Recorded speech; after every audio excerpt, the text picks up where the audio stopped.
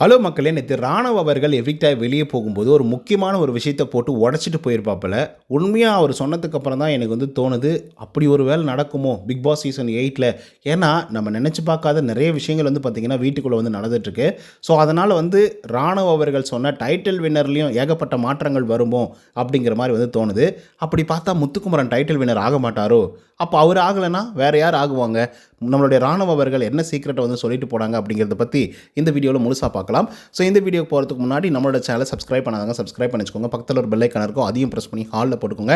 அப்பதான் நாங்க அப்டேட் பண்ற ஒவ்வொரு விஷயம் உங்களுக்கு நோட்டிஃபிகேஷன் வந்து சேரும். அது தாண்டி இந்த வீடியோக்கு குறைஞ்சபட்சம் ஒரு 1000 லைக்கான எதிர்பார்க்குறோம். ஸோ லைக்க போடுங்க, வீடியோ பாருங்க. வாங்க இன்று வீடியோக்குள்ள வந்து போலாம். முதல் விஷயம் என்னன்னா, ராணவ் அவர்கள் வெளியேறும்போது முத்துக்குமரனை பார்த்து ஒரு முக்கியமான ஒரு விஷயத்த வந்து சொல்லிட்டு போயிருப்பாப்ல. அது என்ன அப்படின்னு பார்த்தீங்கன்னா, முத்துக்குமரனை எனக்கு ரொம்ப பிடிக்கும் சார். நானும் one of the fan boy தான் முத்துக்குமரனுக்கு.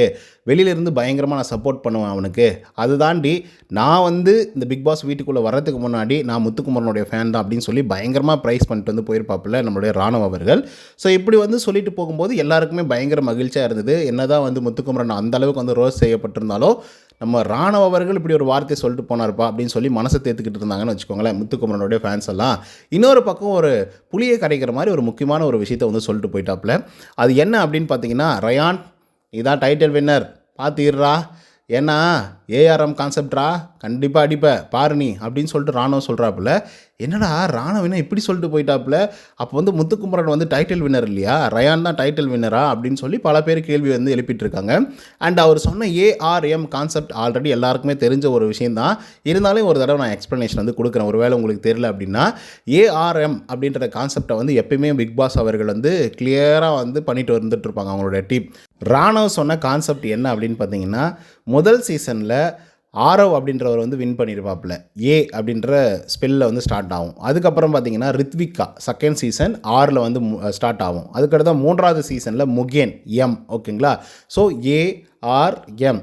ஸோ இது வந்து அதோட முடிஞ்சிடுச்சா, 3 சீசனோட முடிஞ்சிடுச்சா அப்படின்னு கேட்டிங்கன்னா கிடையாது. அதுக்கப்புறமும் தொடர்ந்துச்சு. 4வது சீசனில் ஹாரி அர்ஜுனன் ஏவில் வந்து ஸ்டார்ட் ஆகும் அவருடைய ஸ்பெல். ஓகேங்களா? அதுக்கப்புறம் வந்து பார்த்திங்கன்னா 5வது சீசனில் ராஜு. ஓகேங்களா? ராஜுனா ஆரில் வந்து ஸ்டார்ட் ஆகும் அவருடைய பேர்.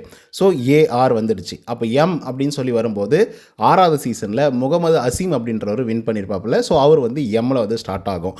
ஸோ ஏஆர்எம் ஏஆர்எம் அப்படின்னு சொல்லி இது வரைக்கும் நடந்த கான்செப்டில் எல்லாமே இருந்துகிட்ருக்கு. அண்ட் 7வது சீசனில் அர்ச்சனா அப்படின்றவங்க வின் பண்ணியிருக்காங்க. அவங்களுடைய முதல் எழுத்து வந்து ஏ. சரியா? நல்லா புரிஞ்சுக்கோங்க. ஏ அப்படிங்கிற ஒரு கான்செப்ட் வந்து இருந்துகிட்ருக்கு. அடுத்ததாக இந்த சீசனில் ரயான் அப்படின்ற பேர் ஒன்று இருந்தது. அண்ட் ராணவ் அப்படின்ற ஒரு பேர் வந்து இருந்தது. ஒருவேளை அந்த ஏஆர்எம் கான்செப்டுக்குள்ளரே வராங்க அப்படின்னா. ஸோ அப்போ ராணவ் அவர்கள் எவிக்டாக வெளியே போயிட்டார். மீதம் இருக்கிறது ரயான் மட்டும்தான். ஸோ அப்படி இந்த கான்செப்டில் ஒரு ஆள் வெற்றி பெறாரு, இந்த கான்செப்டில் தான் வெற்றி பெற்றே தீரணும் அப்படிங்கிற ஒரு சிச்சுவேஷனை வந்து கிரியேட் பண்ணுறாங்க பிக் பாஸ் அப்படின்னா, மேபி அது ரயானாக இருக்கிறதுக்கான வாய்ப்புகள் வந்து இருந்துகிட்ருக்கு. அப்போ அவ்வளோ பாசிபிலிட்டிஸ் இருக்கா அப்படின்னு சொல்லி கேட்டிங்கன்னா கண்டிப்பாக இருக்குதுங்க. ஏன்னா எப்படி நேத்திக்கு வந்து ஒரு அன்ஃபேர் எவிக்ஷன் நடந்து நம்மெல்லாம் புலம்பிட்டு கத்திக்கிட்டு ஐயோ அன்ஃபேர் எவிக்ஷன் நடந்துருச்சு அப்படின்னு சொல்லிட்டு இருந்தோமோ, அதே மாதிரி சில சீசன்களில் இவனுக்கு எப்படி டைட்டில் வின்னர் ஆக்குனாங்க, இவனை எப்படி வந்து டைட்டில் வின்னராக தேர்ந்தெடுத்தாங்க அப்படின்னு சொல்லியெல்லாம் நிறைய பேர் வந்து பார்த்திங்கன்னா கேள்விகள் வந்து எழுப்பிட்டு இருந்தாங்க. குறிப்பாக சொல்லணும் அப்படின்னு பார்த்தீங்கன்னா 3வது சீசனில் தர்ஷன் அப்படிங்கிற ஒரு ஆள் தான் வந்து வெற்றி பெறுவார் அப்படின்னு சொல்லி ஒட்டுமொத்த மக்களும் வந்து எதிர்பார்த்துட்டு இருக்கும்போது டக்குன்னு கப்பு தூக்கி வந்து முகேன் கிட்ட கொடுத்து நீ தான்ப்பா டைட்டில் வின்னர் அப்படின்ற மாதிரி சொல்லிட்டு போயிட்டாங்க. ஸோ இதனால் ஒரு பெரிய சலசலப்பே வந்து ஏற்பட்டுச்சு. அது மட்டும் இல்லாமல் இது என்னடா இது சுத்தமாக புரியவே இல்லையே அப்படின்ற மாதிரி ஒரு 10 நாளைக்கு அதை பற்றியே வந்து பேசிகிட்டு இருந்தாங்க. அந்த மாதிரி இந்த கான்செப்டை வந்து உள்ளர கொண்டு வந்தாலும் வரலாம் அப்படின்றது தான் என்னுடைய கருத்தாகவும் வந்து இருந்துகிட்ருக்கு. எதுக்காக இதை சொல்கிறேன் அப்படின்னு பார்த்தீங்கன்னா வெரி சிம்பிள். இது வரையிலையும் சொல்லப்போனால் 12வது வாரம் வரையிலும் முத்துக்குமரனை வெரி ஸ்ட்ராங் பிளேயராக பார்த்துட்டு இருந்த நம்ம, அதை தாண்டி வந்து அவர் எந்த மாதிரி ஸ்ட்ராட்டஜி ப்ளே பண்ணாலையும் அவர் தாண்டா எல்லாத்தையும் பக்காவாக பண்ணுறாரு, டாஸ்க் பீஸ்டாக இருக்கார் அப்படின்ற மாதிரி நம்ம யோசிச்சுட்டு இருந்தோம். அது மட்டும் இல்லாமல் முத்துக்குமரன் பேசுவது எல்லாமே சரி அப்படின்னு சொல்லி யோசிச்சுட்டு இருந்தோம். எல்லாத்தையும் நம்ம ஏற்றுக்கிட்டு இருந்தோம் முத்துக்குமரனை வந்து.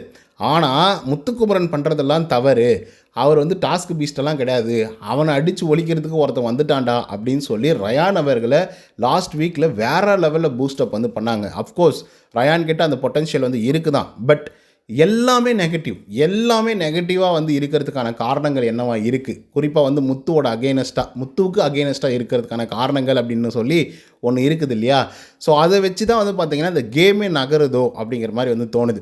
ஒருத்தன அடிக்கணும் அப்படின்னு நெனச்சீங்கன்னா, அவனுக்கான சிட்யூவேஷன வந்து கிரியேட் பண்ணிட்டே வந்து இருந்துட்டுருக்காங்க. பிக் பாஸ் அவர்கள். சிட்யூவேஷன கிரியேட் பண்ணி அவன எவ்வளோ தூரம் ட்ராக் பண்ணி கீழ கொண்டு வர முடியுமோ, அந்த லைன்ல வந்து அப்படியே கீழ அந்த ப்ராக்ரஸ் வந்து கொண்டு அப்படியே போயிட்டுருக்காங்க.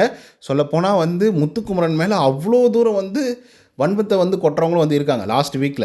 ஏன்னா, அந்த அளவுக்கு வொர்ஸ்ட்டா வந்து ப்ளே பண்ணாருன்னு வச்சுக்கோங்களேன். அதே மாதிரி நெறைய பேர் வந்து, "சார் நான் வந்து முத்துவோட ஃபேன்ஸ் தான். ஆனாலும் இந்த வாரத்தில அவர் விளையாடினது சரியில்ல சார்." அப்படின்னு சொல்கிறவங்களும் நெறைய பேர் வந்து இருந்துட்டுருக்காங்க. இதுக்கு ரீசன் வந்து பிக் பாஸ் டீமையும் நம்ம சொல்லணும். அதே மாரி முத்துக்குமரனையும் வந்து சொல்லணும். முத்துக்குமரன்கிட்டயும் நெறைய தவறுகள் வந்து இருந்துட்டு தான் வந்து இருக்கு. அதே மாரி பிக் பாஸ் டீம் வந்து வேணுத்துக்குன்னே அத கிரியேட் பண்ணுறாங்களோ அப்படிங்கிற மாரி வந்து தோணுது. சரி, இப்போ உங்களுக்கு ஒரு டவுட் வரும். ஏன்பா முத்துக்குமரன் ப்ளே பண்ணுறான். அப்படி இருக்கும்போது எப்படி பிக் பாஸ் டீம் வந்து கிரியேட் வேறு பண்ணுவாங்க? இவன் வந்து கெட்டவனா காட்டப்படணும், அவன் வந்து நல்லவனா காட்டப்படணும் அப்படின்னு சொல்லி நீங்கள் கேட்கலாம். சரிங்களா? எனக்கு வந்து புரியுது. ஓகேங்களா? அந்த குழப்பம் எனக்குள்ளே வந்து கூட இருந்தது. பட் இதுக்கு ஒரு சின்ன எக்ஸாம்பிள் வந்து சொல்கிறேன். அப்போ உங்களுக்கு வந்து கிளியராக வந்து புரியும். அந்த எக்ஸாம்பிள் என்ன அப்படின்னு பார்த்தீங்கன்னா, வெரி சிம்பிள். நேத்திக்கு ஒரு விஷயத்த வந்து டிஸ்கஸ் பண்ணாப்புல விஜேஎஸ். ஓகேங்களா? நிறைய விஷயங்கள் வந்து இருந்தது. ஆனால் எல்லாத்தையும் விட்டுட்டு ஒரே ஒரு விஷயத்தை பற்றி மட்டும்தான் அதிகபட்சமாக வந்து டிஸ்கஸ் பண்ணாங்க. ஒரே ஒரு ஆளை வச்சு மட்டும்தான் எல்லாரையும் வறுத்தெடுத்துட்டு இருந்தாங்க. இட்ஸ் மீன்ஸ் ஒரு ஆளை மட்டும் வறுத்தெடுத்துட்டு இருந்தாங்க. அந்த ஒரு விஷயம் என்ன அப்படின்னு பார்த்தீங்கன்னா, மன்றம் டாஸ்க். ஓகேங்களா? இப்போ மன்றம் டாஸ்க் அப்படின்றது நிறைய பேருக்கு இன்ஜுரி ஆகுது அப்படின்னு சொல்லி அந்த டாஸ்க்கை வந்து பார்த்திங்கன்னா நிறுத்திட்டாங்க.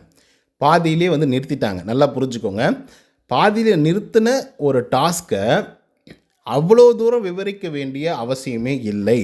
விவரிக்க வேண்டிய அவசியமும் இல்லை, விளக்க வேண்டிய அவசியமும் இல்லை, அதை பற்றி கேள்வி எழுப்ப வேண்டிய அவசியமே இல்லை, எதுவுமே இல்லை. இப்போ இவங்க 10 டாஸ்க் வச்சா 10 டாஸ்க்கும் நடைபெற்று கடைசியில் யார் எண்ட் ஆஃப் தி பாயிண்டில் பக்காவாக வந்து லீடிங்கில் இருக்காங்களோ அவங்க தான் டிடிஎஃப் வின்னர். அதில் எந்த விதமான மாற்று கருத்துமே இல்லை. 9வது டாஸ்க் வந்து பாதி கூட நடக்கலை, கால்வாசி கூட வந்து நடக்கலை, நிறுத்திட்டாங்க. ஸோ அப்படி இருக்கும்போது நிறைய டாஸ்க் வந்து நடந்தது. நிறைய டாஸ்கில் நிறைய குளறுபடிகள்லாம் நடந்தது. அதெல்லாம் விட்டுட்டு முத்துக்குமரனை மட்டுமே அட்டாக் பண்ண வேண்டிய அவசியம் என்ன இருக்குது அப்படிங்கிற ஒரு கேள்வி எல்லார் மனசுலையும் இருக்குது. இப்போ இங்கே தான் பிரச்சனையே வந்து ஸ்டார்ட் ஆகுது. ஏன் முத்துக்குமரனுக்கு அகைனஸ்ட்டாக இவ்வளோ தூரம் பேசணும்? ஸோ இப்போது ஆல்ரெடி முத்துக்குமரன் நெகட்டிவில் வந்து இருந்துகிட்ருக்காரு. லாஸ்ட் வீக்கில் ப்ராக்ரஸ் கொஞ்சம் கொஞ்சமாக குறைஞ்சிட்டு வந்துட்டுருக்கு. அதுக்கப்புறம் முத்துக்குமரனுடைய பாயிண்ட், வீக்கஸ்ட்டு பாயிண்ட் எங்கே இருக்குது அப்படின்னு சொல்லி பார்த்து அதை எடுத்து அடின்னு அடிக்கிறாங்க அப்படின்னா, அப்போ முத்துக்குமரனை கீழே போட்டு மிதிக்கணும் அப்படின்றது தான் அவங்களுடைய கான்செப்டாக இருக்குது. இப்போது குறிப்பாக ஜாக்லினை பற்றி பேசியிருக்கலாம். ஜாக்லின் வந்து இங்கே ஒரு வார்த்தை பேசினாங்க, அங்கே ஒரு வார்த்தை பேசினாங்க. இவங்க வந்து அலைன்ஸ் வச்சுக்கிட்டு விளையாடக்கூடாதுன்னு ஒரு டாஸ்கில் பேசினாங்க. இன்னொரு டாஸ்கில் வந்து அலைன்ஸ் வச்சுக்கலாம், ஒன்றும் பிரச்சனை இல்லை, அது எண்ட் ஆஃப் தி டே வந்து பாயிண்ட்ஸ் தான் ரொம்ப முக்கியம் அப்படிங்கிற மாதிரி பேசியிருப்பாங்க. ஏன் அதை பேசலை? அப்புறம் எத்திக்கல் அன்எத்திக்கல் அப்படிங்கிற ஒரு கான்செப்ட் வந்து போயிட்டு இருந்தது. அதை பற்றி ஏன் பேசல? அதில் பேசியிருந்தா ஜாக்லின் மாட்டிருப்பாங்க, ரயான் மாட்டிருப்பாப்புல. ஏன்னா ரயான் அவர்களும் கரெக்டாக வந்து இண்டிவிஜுவலாக தான் ப்ளே பண்ணார். அதில் எந்த விதமான மாற்று கருத்துமே இல்லை. ஆனால் சில இடங்களில் சில வார்த்தைகளை வந்து பட்டுன்னு வந்து விட்டுட்டு இருந்தார். ஸோ அதெல்லாம் வந்து கேட்காமலே போயிட்டாங்க. அண்ட் இந்த மாதிரி நிறைய விஷயங்கள் வந்து இருந்துட்டு இருந்தது. கிட்டத்தட்ட 10 டாஸ்க் வந்து நடந்தது இல்லையா? 10 டாஸ்கில் வந்து சும்மா தூக்கி 3 பாயிண்ட் வந்து கொடுக்குறீங்களே அப்படின்னு சொல்லியிருக்கலாம். ஏன் மஞ்சரி அவர்களுக்கு வந்து காலையில் வந்து பார்த்திங்கன்னா மார்னிங் ஆக்டிவிட்டி டாஸ்க் மாதிரி ஒரு டாஸ்க்கை வந்து கொடுத்து அவங்கள பேச வச்சு, நல்லா பேசுனது வந்து மஞ்சரி தான் அப்படின்னு சொல்லி ஒட்டுமொத்த பேர் செலக்ட் பண்ணி அவங்களுக்கு வந்து 3 பாயிண்ட்ஸை வந்து கொடுத்தாங்க. எல்லாருக்கும் பயங்கரமான ஒரு ஷாக். ஏன் அந்த டாஸ்கில் வந்து நீங்கள் உந்துதலோடு இல்லை, எல்லாத்தையும் நீங்கள் வந்து கிவ் அப் பண்ணுற மாதிரி ஒட்டுமொத்த பேரும் மஞ்சரி அவர்களுக்கு வந்து நீங்கள் ஓட் பண்ணீங்க, நீங்கள் ஏன் உங்களுக்கு ஓட் பண்ணிக்கல அப்படின்னு நிறைய விஷயங்கள் வந்து கேட்டிருக்கலாம். நிறைய விஷயங்கள் வந்து நடந்தது. எனக்கு வந்து கண்டிப்பாக நிஜமாகவே ரியலைஸ் ஆகலை. ஸோ நிறைய விஷயங்கள் வந்து பார்த்திங்கன்னா பேசும் பொருளாக வந்து இருந்தது. ஸோ அதெல்லாம் பேசாமல் வெரி சிம்பிளாக முத்துக்குமரனை மட்டுமே ரோஸ்ட் பண்ணிவிட்டு அப்படியே எண்டப் பண்ணிட்டார் விஜய் சேதுபதி. ஸோ இந்த ஸ்கிரிப்டே வந்து ரொம்ப ஒஸ்ட்டாக தான் வந்து இருந்துகிட்ருக்கு அப்படின்றதெல்லாம் தாண்டி, அதான் இட்ஸ் மீன்ஸ் நான் வந்து விஜய் சேதுபதி நான் குறை சொல்ல மாட்டேன். அவர் வந்து ஒரு ஒர்க்கர், ஒரு வேலையாளி, அவர் அவ்வளோதான். அவங்க வந்து என்ன ஸ்கிரிப்ட் சொல்கிறாங்களோ, காதுக்குள்ளே என்ன ஓதுறாங்களோ அதை மட்டும்தான் வந்து வெளிப்படையாக கேட்க போகிறார், அவ்வளோதான். வெரி சிம்பிள், புரியுதுங்களா? ஸோ அப்படி இருக்கும்போது வந்து பார்த்திங்க அப்படின்னா அவரை குறை சொல்லி ஒரு பிரயோஜனம் கிடையாது. பட் ஒரு வேளை ராணுவ சொன்ன மாதிரி ஏஆர்எம் கான்செப்ட் வந்துடுமோ அப்படிங்கிற பயம் எனக்குள்ளே வந்து இருந்துகிட்ருக்கு. அதுக்கான சிறந்த எடுத்துக்காட்டு அண்ட் சிறந்த எக்ஸாம்பிள்ஸ் தான் வந்து பார்த்திங்கன்னா நான் இந்த வீடியோவில் சொல்லியிருக்கேன். ஸோ இது வரைக்கும் நம்ம பார்த்த முத்துவை ரொம்ப மோசமான முறையில் பார்க்க வச்சாங்க அப்படி தான் நம்ம எடுத்துக்கணும்.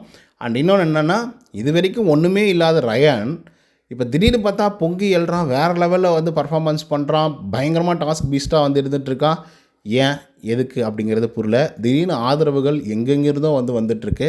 ஸோ மேபி நம்ம ராணுவம் சொன்ன மாதிரி ஏஆர்எம் கான்செப்டில் இந்த சீசனை கொண்டு போகிறாங்களோ அப்படிங்கிற மாதிரி வந்து தோணுது. ஸோ இதை பற்றின உங்களோட கருத்துக்கள் என்ன அப்படிங்கிறத கமெண்ட்ஸில் பதிவு பண்ணுங்கள். இந்த வீடியோ உங்களுக்கு வந்து பிடிச்சிருந்தா லைக் அண்ட் சப்ஸ்கிரைப் பண்ண மறந்துடாதீங்க. நன்றி, வணக்கம்.